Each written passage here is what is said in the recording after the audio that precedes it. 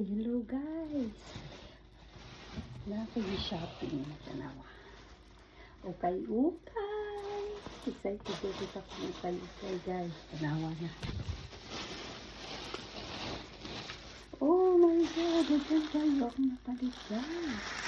Okay. Tanawa guys. Hindi para sa akong anak. Mamayan akong anak guys. 1. Kani. Takuan ni 2. Kani takuan ng anak. Oh guys, nali sa H&M 3. Kani sexy man ni siya. Sexy man ni siya nga ukay-ukay.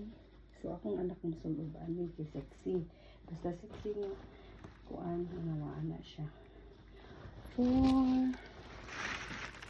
Palitan ko na ko siya short. 5. Ito guys, nindot tayo ni. 6. No guys, no, nindot tayo no. Huwag na sa Sarah.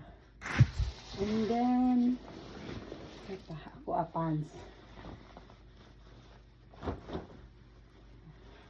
Hindi guys no.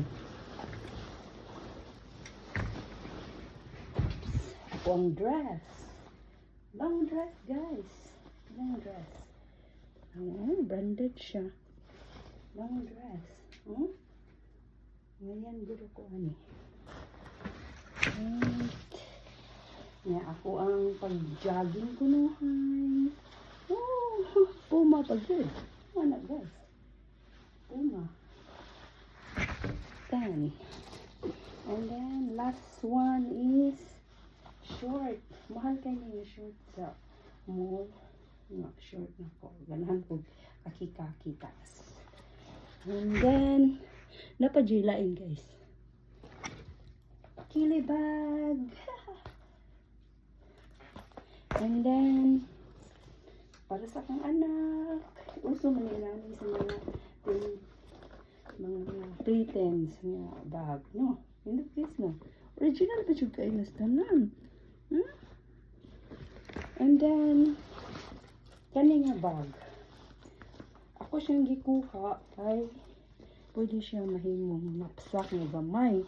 Pero ang mas naganahan jud nako niya kay iyang brand na buang. Bahalag itong pero itong kay universal man ano. Mo na tanan siya guys.